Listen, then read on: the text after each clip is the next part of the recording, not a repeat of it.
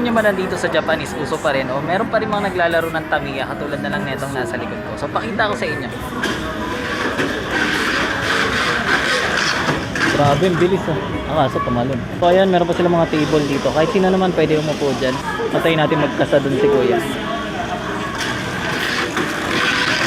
Bilis. Kaso natalon sa truck. So kapag gusto mo bumuo ng parts, no, dito kompleto lahat. Ayan, simula sa maliliit. Nakita natin, bawat parts is meron dito. Ayan, sobrang uso nito dahil sa Pinas ng bata ako. Hindi, napakamura lang. Ito yung pinaka tawag dito, parang dynamo ba to? Or yung pinaka-engine ng ano natin. So ang halaga niya lang is 363.